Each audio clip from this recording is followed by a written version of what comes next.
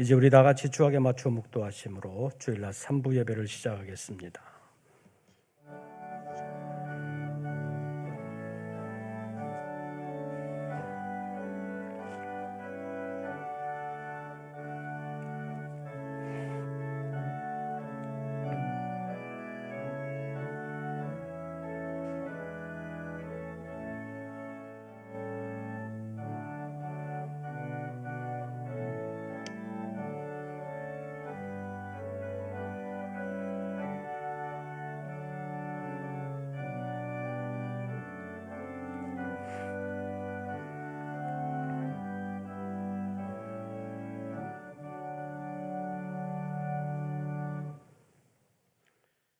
여호와를 의지하는 자는 시온산이 흔들리지 아니하고 영원히 있음 같도다. 산들이 예루살렘을 두름과 같이 여호와께서 그의 백성을 지금부터 영원까지 두르시리로다. 하나님은 영이시니 예배하는 자가 영과 진리로 예배할지니라. 아멘. 오늘도 저희들의 생명을 붙들어 주시고 주님의 이름 앞에 예배할 수 있는 사람으로 다시 새롭게 하시는 하나님 감사합니다. 우리의 생명도 내 손에 있는 것이 아니라 하나님의 손에 있으며 우리의 삶의 모든 것도 하나님의 은혜인 것을 기억하고 감사하는 사람으로 살게 하여 주시옵소서.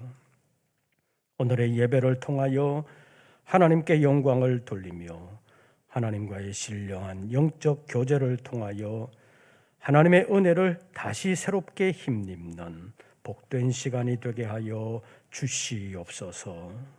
오늘의 예배를 통하여 우리의 모든 찬송과 기도를 받으시고 말씀으로 찾아오사 위로하시고 새힘 부어 주시옵소서. 우리 주 예수 그리스도의 이름으로 기원하옵나이다. 아멘.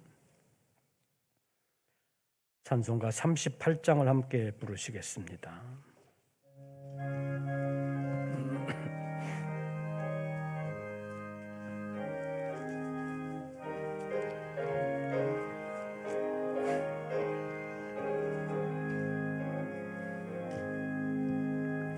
예수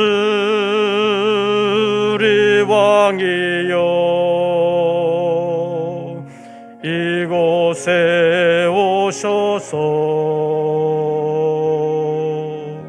우리가 왕께 드리는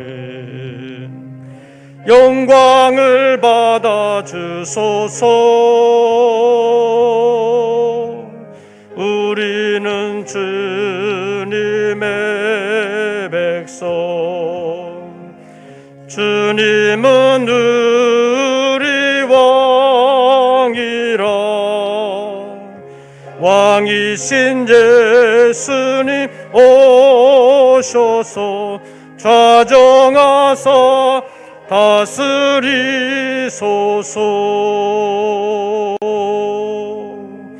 예수 우리 주시여 이곳에 오셔서 우리가 주께 드리는 찬양을 받아 주소서. 우리는 주님의 종들, 주님은 우리 주시라.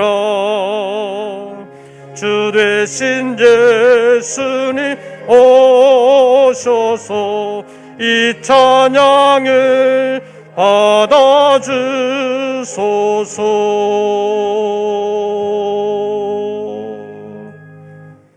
기도드리겠습니다. 돌아보면 모든 것이 주님의 은혜였사오나 감사하지도 못하며 주님 제대로 의지하지도 못했던 적이 많이 있었습니다. 여러 가지 부족한 모습 그대로 주님 앞에 나아왔사오나 주님의 자비와 긍휼을 의지합니다. 받아 주시옵소서. 새롭게 하여 주시옵소서. 능하게 하여 주사 새로운 한 주간은 주 안에서 평안할 뿐만 아니라 믿음으로 승리하게 하여 주시옵소서. 세상 여러 가지 일들이 우리의 믿음을 방해할 때가 많습니다. 이겨내게 하여 주시옵소서. 주님을 향한 마음이 다시 새롭게 불릴듯 일어나게 하시고 주님을 힘입게 하시고 주님의 일꾼으로 보장을 받고 끝까지 쓰임받는 일에 하나님께 영광 돌리는 저희들 되게 하여 주시옵소서.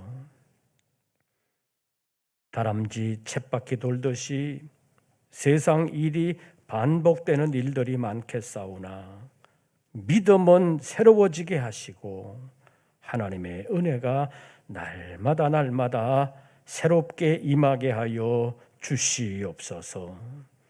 그리하여 늘 새로움을 주시는 하나님과 동행하게 하시고 어려울 때마다 힘들 때마다 주님 의지함으로 주님의 도우심을 받고 아름답게 승리하는 우리 모두가 되게 하여 주시옵소서.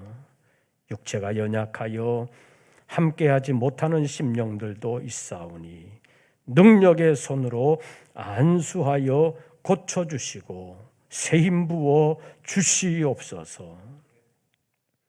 그러나 믿음이 연약하고 하나님을 향한 사랑이 식어져서 열심내지 못하는 사람들도 있겠사오니 주님의 성령께서 찾아가 주시고 강권해 주시어서 낙오자가 되지 아니할 뿐만 아니라 우리의 모든 주인이 되시는 하나님께 맡김으로 하나님의 보장을 받으며 주 안에서 은혜와 평강을 힘입는 우리 모든 권속들 되게 하여 주시옵소서. 선거철을 맞이하여 나라가 복잡하고 혼란스럽습니다. 주님 마음을 아프게 하는 일들이 더 많아지지 아니하도록 이 나라에 은총을 베풀어 주시옵소서. 이 나라를 지켜 주시옵소서. 복음의 영광을 위하여 하나님 역사하여 주시옵소서. 우리 모든 성도들의 구체적인 삶의 현장에서 믿음이 승리하게 하시고 가정이 편안하게 하시며 모든 식구들이 주 안에서 영육간에 강건하게 하여 주시옵소서. 오늘도 예배를 통하여 하나님 임재하시고 역사해 주시기를 간절히 원하오며 예수님의 이름으로 기도하옵나이다. 아멘.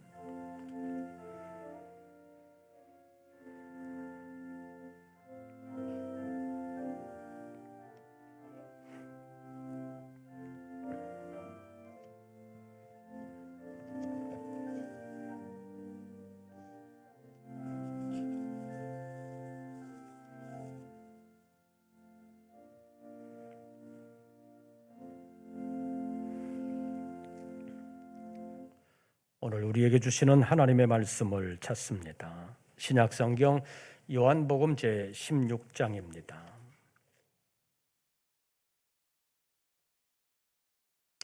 요한복음 제16장, 제가 가진 성경으로는 신약성경 174쪽입니다. 요한복음 제16장 5절부터 15절까지의 말씀, 요한복음 제16장 5절부터 15절까지의 말씀 함께 교독하시겠습니다. 5절 말씀을 제가 먼저 봉독합니다. 지금 내가 나를 보내신 이에게로 가는데 너희 중에서 나더러 어디로 가는지 묻는 자가 없고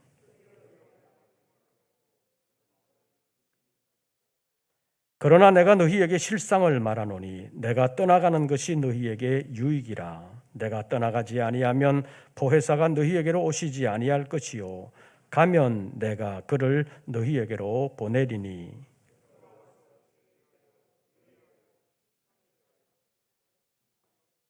죄에 대하여라 하면 그들이 나를 믿지 아니함이요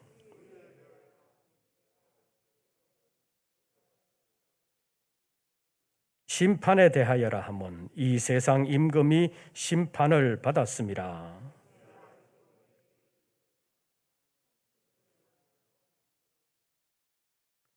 그러나 진리의 성령이 오시면 그가 너희를 모든 진리 가운데로 인도하시리니 그가 스스로 말하지 않고 오직 들은 것을 말하며 장래 일을 너희에게 알리시리라.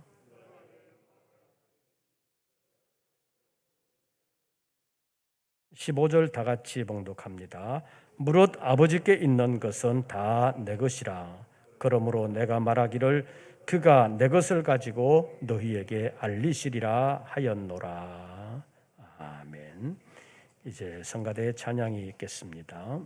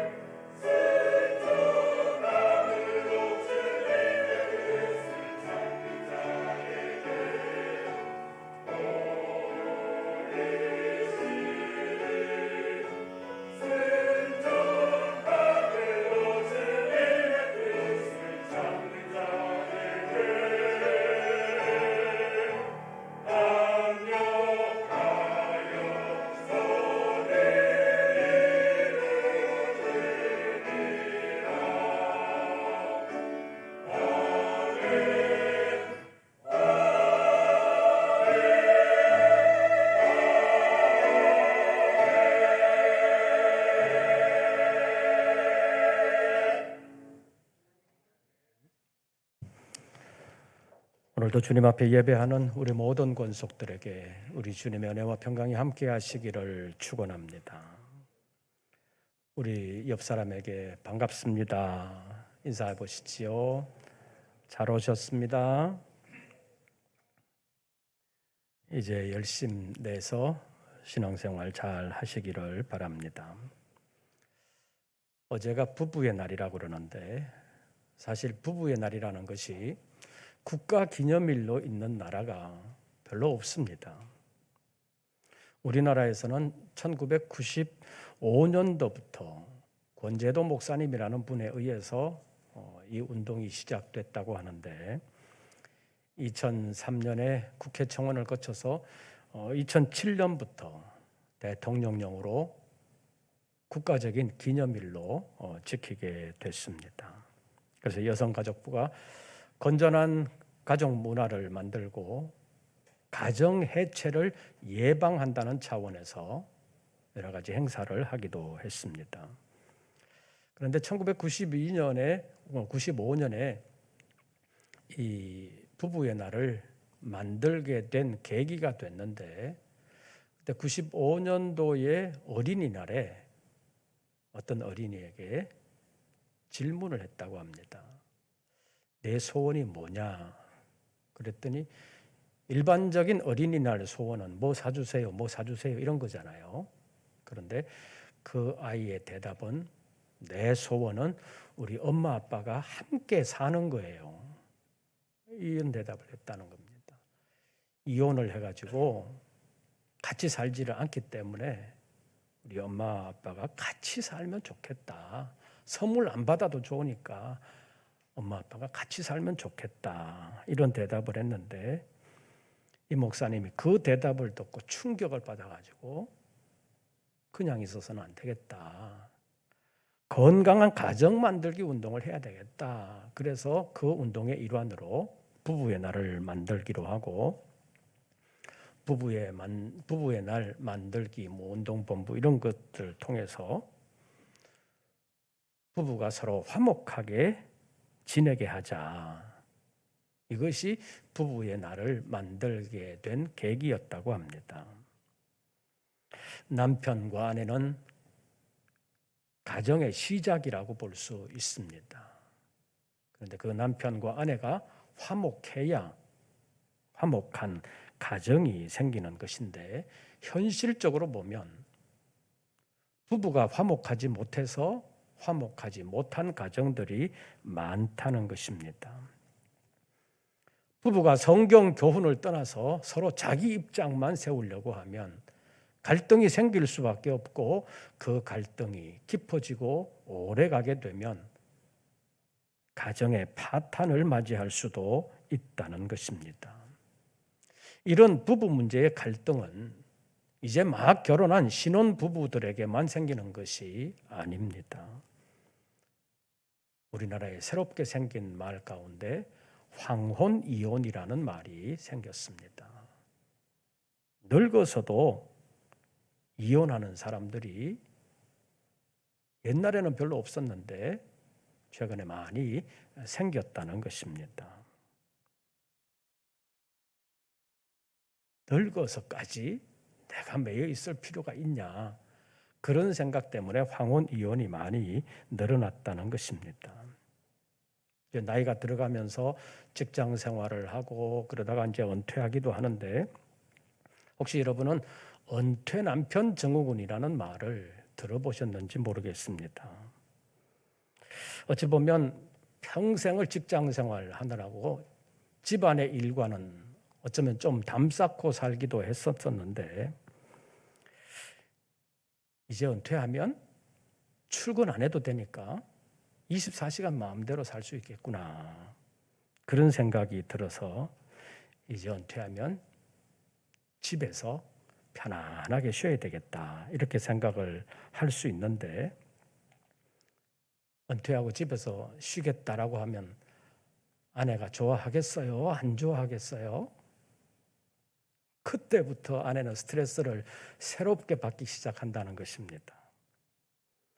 저는 은퇴 남편 증후군이라는 말을 처음 듣고 남편들이 이제 직장 생활을 하다가 은퇴하게 되면 마음도 갈팡질팡 싱숭생숭하면서 여러 가지로 어려움을 겪을 수도 있겠구나. 그래서 은퇴한 남편들의 마음의 병인가 보다 그렇게 생각을 했습니다.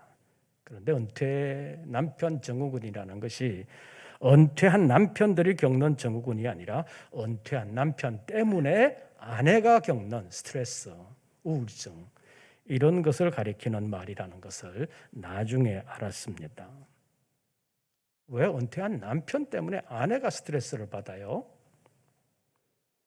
평생 직장 생활을 하면서 나름 스트레스 속에서 속끓이면서 직장 생활을 하는 동안 이리 치이고 저리 치이고 그러다가 이제 은퇴를 했으니까 이제는 해방이다. 이제는 집에서 편안하게 좀 쉴 수 있겠다.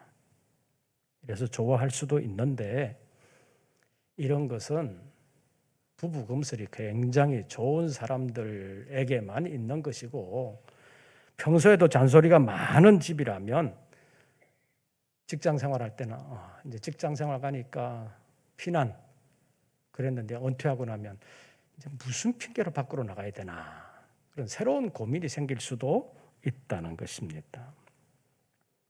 그런데 정작 당사자인 아내들의 생각도 많이 다르다는 것이 문제라면 문제일 수도 있습니다. 은퇴하고 처음 며칠간은 출근 안 해도 괜찮은데 그 기간이 길어지게 되면 아내들은 힘들어한다는 것입니다. 아내들의 솔직한 마음을 표현하면 이런 것입니다. 은퇴한 남편들은 좀 양해하시고 들으십시오. 남편이 평생 직장 생활을 했는데 이제 쉰다고 하면 집안에서 받아들이는 사람은 아니 이제 이 인간이 이제 삼시기가 돼가지고 삼시세끼를 집에서 밥 해놓으라고 나를 하루 종일 이렇게 묶어놓는구나 이런 생각이 든다는 것입니다. 은퇴한 남편을 둔 집에서 그래요? 좀 그렇습니까? 그래도 아내들은 좀 양해를 좀 해주세요. 평생 밖에서 이리 치고 저리 치고 위에서 치고 아래에서 치고 그러면서 살다가 이제 은퇴를 하고 조금 시간이 났는데 좀 쉬다 보면 집안에서 수고하는 아내들의 수고도 알게 되고 그러다 보면 조금 그래도 집에 도움이 되는 남편이 되지 않겠어요? 집안일에도.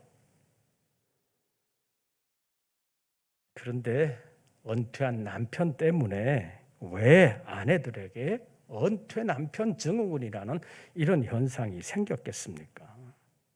아주 직설적으로 말하면 남편이 집에 있어 봐도 별로 집안에 도움이 안 되더라는 것입니다. 도움이 안 되니까 있는 게 불편한 거죠. 오늘 설교 제목이 뭐예요? 우리의 보혜사. 보혜사라는 말이 돕는 자, 위로자 이런 뜻이잖아요. 오늘 제목과 관련해서 말한다면 남편이 집에 있어도 집안일에 보혜사가 안 되더라는 것입니다. 보혜사라는 말이 돕는 자, 위로자라는 것을 의미하는 한자 말인데 오늘 본문에 있는 말씀을 보면 예수님께서는 보혜사라는 말을 그냥 돕는 자 이런 뜻이 아니라 성령님을 가리키는 말로 쓰셨다는 것입니다. 그런데 사회에서는 이 보혜사라는 말을 쓰지 않습니다. 사용하지 않는 말이라는 것입니다. 그런데 이제 성경을 번역하면서 보혜사라는 말을 쓰게 됐는데 본래는 중국의 성경에서 보혜사라는 이 한자 말을 썼습니다. 근데 우리말로 번역을 하면서 그냥 돕는 자로 번역을 하자니 일반적으로 돕는 자들도 많은데 구분이 안 되잖아요. 영어로는 돕는 자 헬퍼라는 단어를 쓰는데 그냥 헬퍼라고 쓰는 것이 아니라 대문자로 써요. 대문자로 쓰면 이거는 하나님께 해당되는 말이구나. 신이라는 말도 소문자로 쓰면 일반적인 신이지만 대문자로 쓰면 하나님을 뜻하는 거잖아요. 근데 우리말에는 소문자, 대문자 이런 구별이 없잖아요. 그러니까 그냥 돕는 자로 번역하기도 그렇고, 그래서 보혜사라는 한자 말을 그대로 빌려왔다고 볼 수 있습니다. 그렇기 때문에 이제는 보혜사라는 말은 성령님을 가리키는 말로 굳어졌습니다. 그렇기 때문에 이제 성령님이 아닌 다른 사람 어떤 누구를 보혜사라고 말한다면 그는 이단입니다. 보혜사라는 말은 그냥 문자적으로 돕는 자, 위로자 이런 단어가 아니라는 것입니다. 삼위일체 대신은 성령 하나님을 일컫는 말로 굳어졌습니다. 그래서 이제 국어사전에도 보혜사라는 단어가 본래 뜻은 돕는 자라는 뜻의 단어다, 이런 설명이 없습니다. 보혜사라는 단어 설명은 국어사전에도 바로 기독교의 성령을 가리키는 말이다, 이렇게 나오는 것입니다. 이런 것은 히브리어 메시아, 헬라어 그리스도라는 말도 비슷합니다. 원래 그리스도 메시아라는 말은 기름 부음을 받은 자라는 뜻이잖아요. 옛날부터 공식적인 직함으로 기름 부음을 받는 자들은 있었습니다. 제사장, 선지자, 왕 이런 사람들은 공식적으로 위임식을 하면서 머리에다가 기름을 붓는 그런 예식을 행했습니다. 지금도 히브리 풍습으로 한다면 제사장의 위임식을 할 때는 머리에 기름을 부을 수도 있습니다. 그래서 머리에 기름을 부었다고 해서 나는 기름 부음을 받았으니까 내가 메시아다, 내가 그리스도다, 이렇게 말하지는 않는다는 것입니다. 왜냐하면 그리스도라는 말은 이제 예수님을 가리키는 말로 굳어졌기 때문입니다. 성경에서 예수님을 가리키는 말 가운데 예수, 나사렛 예수, 예수 그리스도 또는 그리스도 예수 이런 말도 있지만 예수라는 말이 안 들어가고 그냥 그리스도라고만 쓰는데도 그 그리스도는 예수님을 가리키는 거다. 누구나 이제 그렇게 받아들여지게 되는 시대가 됐습니다.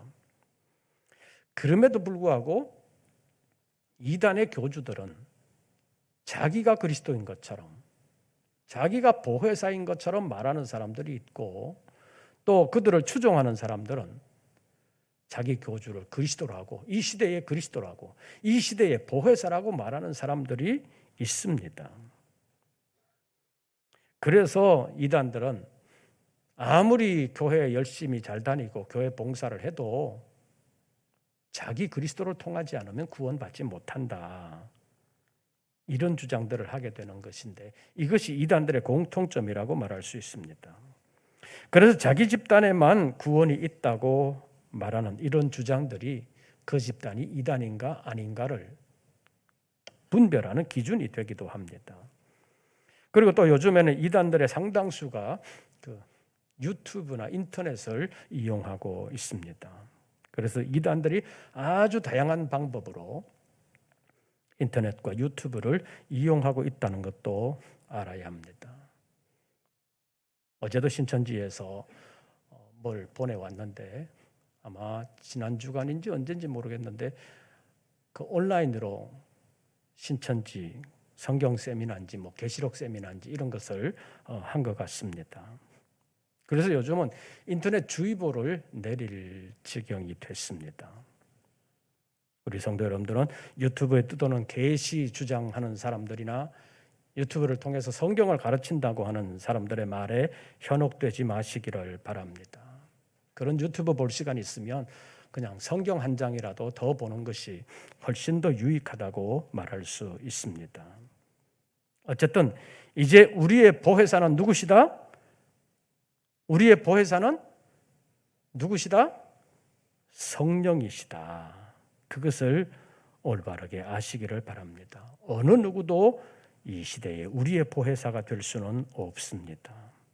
예수님께서 왜 성령님을 보혜사라고 표현하셨느냐? 성령께서 우리를 위로해 주시고 우리를 도와주시는 분이기 때문입니다. 그래서 오늘은 우리의 보혜사라는 제목으로 잠깐 말씀을 상고하겠습니다. 첫째로 우리의 보혜사이신 성령님의 도우심은 사람들의 도움과는 완전히 차원이 다르다는 것입니다. 요즘 개 키우는 집에서 문제가 생겨가지고 개를 전문적으로 다루는 사람들의 도움을 요청하는 일들이 있습니다. 그래서 그 TV 가운데도 공중파 말고도 그 케이블 TV 같은 데서는 아예 프로그램을 개나 고양이 문제 생긴 집에 사람을 보내가지고 그 문제를 교정하는 그런 프로그램을 아예 만든 경우가 종종 있습니다. 그래서 지난 주간에도 개 키우는 집에서 문제가 생겨가지고 도움을 요청해서 강형욱 씨라고 하는 사람이 출동을 해가지고 그 개를 좀 버릇을 고쳐주려고 하다가 팔이 물려가지고 병원으로 실려가는 장면이 TV에 나왔다고 합니다. 그런데 그런 가정에 공통점이 있습니다. 물론 개도 종류가 다르고 성격이 다 다르기 때문에 좀 다르지만 그런 문제 있는 집의 공통점은 뭐냐 하면 그 개가 그 집에서 서열 1위라는 것입니다. 서열 1위. 누구의 말도 안 듣는 개가 된 거예요. 개를, 고양이를 반려동물이라고 얘기하면서 아껴주는 건 좋지만 그래도 개는 개일 뿐입니다. 사람이 아니라는 것입니다. 그래서 직설적으로 말하면 개는 그 집 누구보다도 서열이 높으면 안 됩니다. 심지어는 아이들보다도 개는 서열이 낮아야 합니다. 그런데 문제가 있는 집들의 개는 누구보다도 서열이 높아요. 그 집에서 서열이 제일 높아요. 가장보다도 서열이 높은 경우가 많습니다. 그래서 누구의 말도 안 듣고 결국에는 개가 말을 안 듣는 것으로 그치지 아니하고 사람을 무는 경우로 발전한 것을 볼 수가 있습니다. 왜 그렇게 됐느냐? 개를 키우고 사랑하는 마음이 있는 것은 좋은데 개가 싫어할까 봐 또 개가 힘들다고 해서 아예 훈련을 안 시켰다는 것입니다. 그것이 문제입니다. 그래서 개를 훈련을 안 시키니까 결국 개가 지 맘대로 하게 되는 것이 문제의 근본적인 원인이라는 것이 개통령이라고 불리는 그 사람들의 분석입니다. 그런데 사람의 경우도 비슷한 경우가 많다는 것입니다. 사람은 일반적으로 태어나면서 부모를 만나게 됩니다. 부모의 도움을 받으면서 자라게 됩니다. 그래서 성년이 되기까지 일반적으로는 부모의 도움을 받는 것입니다. 그런데 우리나라의 부모들은 정말 자녀들을 위해서 애쓰잖아요. 희생적으로 수고합니다. 정말 최선을 다해서 자녀를 돕는데 그래도 항상 도와줄 수는 없잖아요. 죽을 때까지 자녀를 책임질 수는 없잖아요. 일반적으로는 부모가 먼저 가니까요. 또 어떤 경우는 자녀를 고생 안 시키는 것이 자녀를 도와주는 것이라고 생각하고 정말 최고로 돈 들여서 뒷바라지를 했는데 도리어 그것이 자녀를 망치는 요인이 되는 경우도 상당수 있다는 사실을 알 필요가 있습니다. 제가 여러 번 말씀드린 바 있잖아요. 세계 최고의 교육법을 가진 민족이라고 불리는 유대인들의 교육법 가운데서 자녀를 망치는 최고의 지름길은 자녀가 원하는 대로 다 해주는 거다. 자녀가 필요한 대로 뭘 원한다고 하면 다 해주는 것이 자녀를 사랑하고 자녀를 돕는 것 같지만 그것은 결국 자녀를 망치는 지름길이다. 그것이 유대인들의 풍속에서 지금까지 키워온 역사에서 발견한 진리라는 것입니다. 그래서 성령의 도우심을 간구해야 합니다.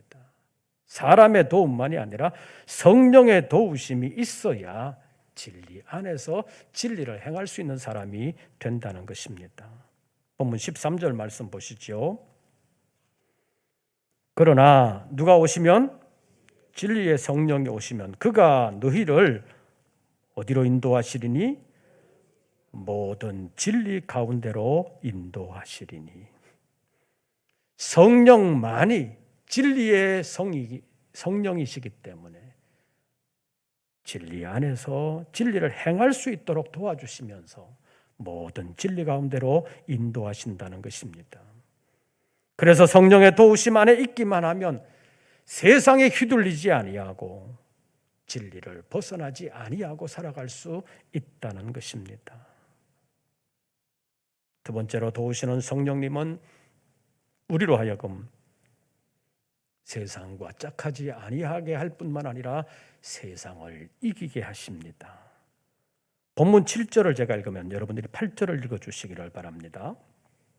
7절을 제가 읽습니다. 그러나 내가 너희에게 실상을 말하노니 내가 떠나가는 것이 너희에게 유익이라. 내가 떠나가지 아니하면 보혜사가 너희에게로 오시지 아니할 것이요 가면 내가 그를 너희에게로 보내리니.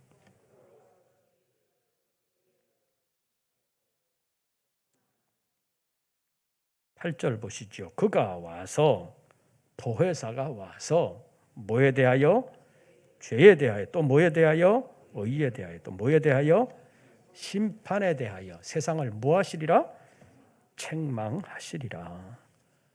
보혜사 성령이 오시면 그 성령께서 세상이 잘못된 것을 드러내실 것인데, 죄라는 관점에서, 의라는 관점에서, 하나님의 심판이라는 관점에서 세상을 책망하실 것이라고 예언하셨습니다.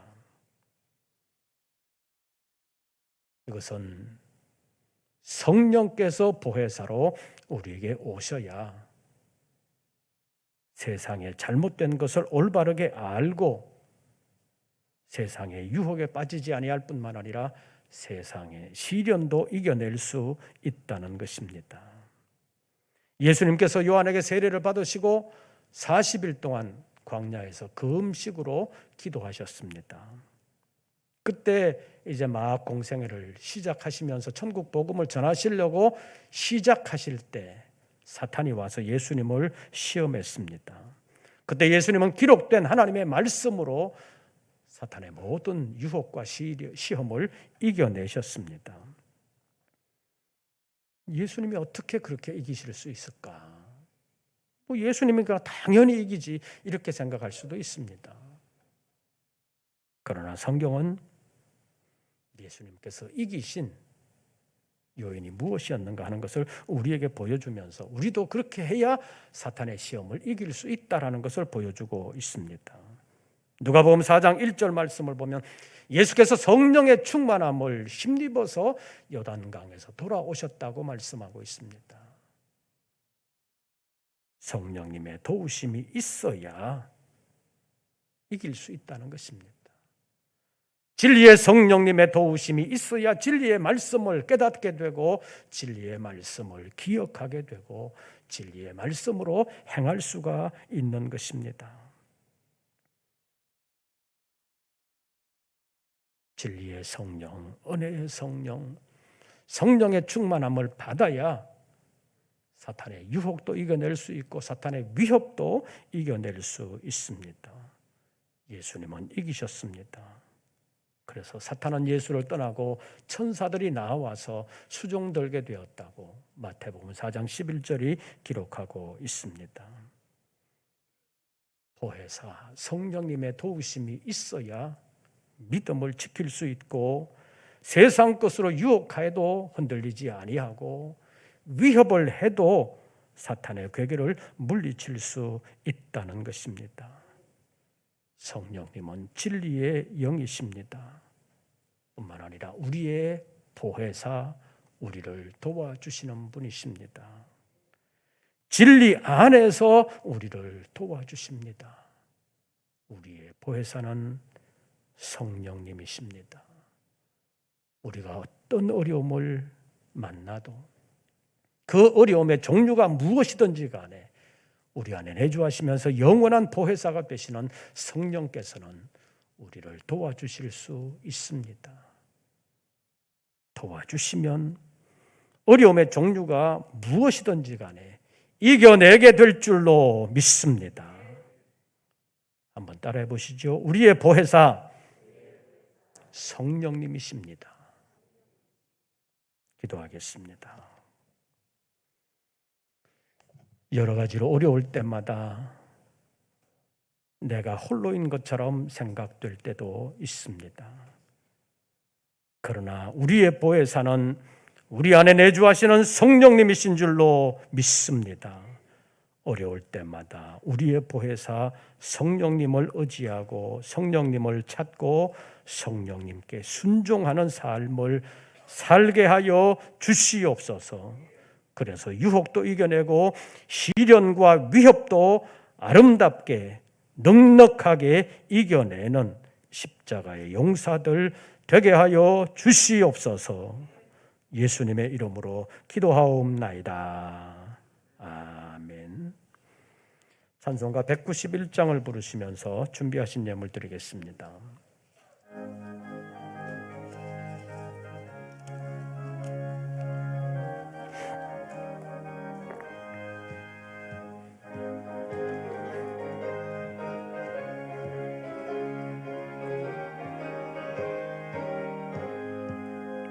내가 매일 기쁘게 순례길 행함은 주의 팔이 나를 안보함이요 내가 주의 큰 복을 받는 참된 비결은 주의 영이 함께함이라 성령이 계시네 할렐루야 함께하시네 좁은 길을 걸으며 밤낮 기뻐하는 것 주의 영이 함께함이라 전에 죄에 빠져서 평안함이 없을 때 예수 십자가의 공로 힘입어 그 발 아래 엎드려 참된 평화 얻음은 주의 영이 함께함이라 성령이 계시네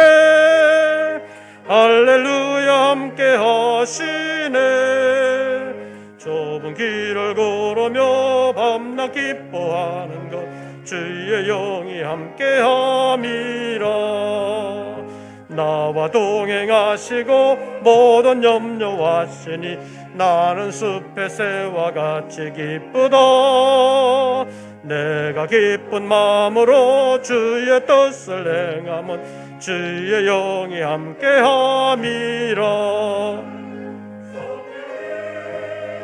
계시네 할렐루야 함께하시네 좁은 길을 걸으며 밤낮 기뻐하는 것 주의 영이 함께함이라 세상 모든 욕망과 나의 모든 정욕은 십자가에 이미 못을 박았네 어두운 밤이 지나고 무거운 짐 벗으니 주의 영이 함께함이라 성령이 계시네 할렐루야 함께하시네 좁은 길을 걸으며 밤낮 기뻐하는 것 주의 영이 함께함이라 기도드리겠습니다. 여러 가지로 어려운 세상에서도 우리의 오늘이 있는 것은 하나님의 은혜일 뿐만 아니라 세상 모든 어려움에도 불구하고 우리에게 영원히 복된 하나님의 나라를 유업으로 주시는 것은 하나님의 전적인 은혜인 줄로 믿습니다. 어떤 어려움이 있어도 아버지의 나라, 하나님의 나라를 바라보는 믿음으로 잘 이겨나가는 그리고 보혜사 성령님의 도우심을 의지하는 우리 모든 권속들 되게 하여 주시옵소서. 주님께 예배자로 나오며 수고의 열매로 11조의 예물을 올립니다. 국내외적인 사정이 여러 가지로 어렵지만 주님의 나라를 바라보는 믿음으로 헤쳐나가기를 원하며 삶의 전폭을 하나님께 맡기는 사랑하는 종들을 주님 지켜주시옵소서, 보장해 주시옵소서, 이 어려운 고비를 잘 이겨나가게 하여 주시옵소서. 생업과 직장, 행하는 모든 일들이 헛수고 되지 아니하도록 하나님 함께하여 주시되 수고에 보람이 있게 하시고 열매가 있게 하여 주시옵소서.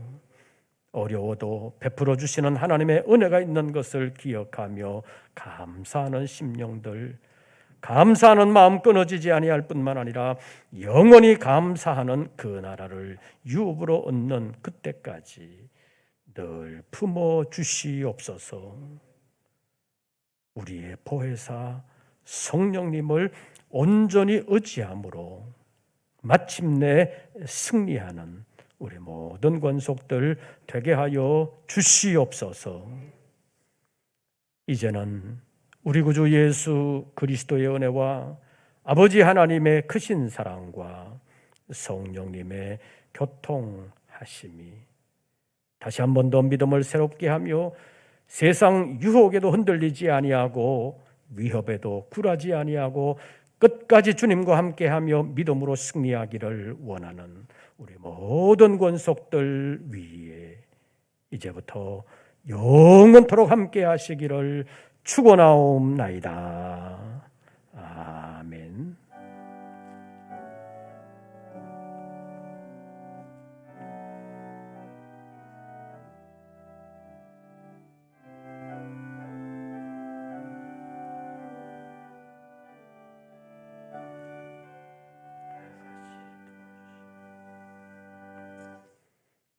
광고 말씀 드리겠습니다. 6월 첫째 주일이 성령 강림 주일입니다. 그래서 내일 말고 그 다음 주 월요일부터 금요일까지 매일 저녁 8시에 성령 강림 준비 기도회를 가지겠습니다. 그동안 코로나 때문에 여러 가지 기도회를 못했었는데 많이 함께 참여해 주시고 기도하는 시간으로 활용해 주시기를 바랍니다. 그리고 지난주에 밑에 주차장 출입 때문에 굉장히 혼란이 있어서 골목을 지나가는 교인들이 아닌 다른 사람들의 불만이 굉장히 커서 큰 소리도 있었다는 얘기를 들었습니다. 주차장 이용 때문에 예배 마치고 나가시는 분들, 들어오시는 분들 때문에 차가 꼬여가지고 좀 어려움이 있는 것 같습니다. 주차를 하실 분들은 되도록 2부 예배를 피해 주시고 출입에 중복이 되지 않도록 1부, 3부를 이용해 주시고 성가대원들도 차량이 출입하는데 지장이 없는 곳에 주차를 할 수 있도록 힘써 주시기를 바랍니다. 그리고 대로변에 농협 옆에 그 안상근 집사님 그 공장에 차를 몇 대는 세울 수 있는데 아마 2-3대를 세울 수 있을 것 같긴 한데 그 길을 이용할 수 있도록 배려를 해 주셨습니다. 성가대에서 이용하면 좋을 것 같은데 거기는 안에 키우는 강아지도 있고 또 한 분이 아이들이 우리 교회 학교 나오기 때문에 또 한 분 출입하셔야 되고 그래서 아마 2-3대 될 수 있을런지 모르겠는데 우리 목행정실로 좀 상의를 하셔서 또 그 문이 대문이 미닫이 문인데 그 리모컨으로 열고 닫게 되어 있습니다. 그래서 나오실 때는 반드시 닫아야 되는 문제도 있어서 활용하실 분들은 유의해서 잘 해주시기를 바랍니다. 나머지 광고들은 주보를 참고해 주시기를 바랍니다. 새로운 한 주간 주 안에서 평안하시고 승리하시기를 빕니다. 이것으로서 3부 예배를 모두 마치겠습니다.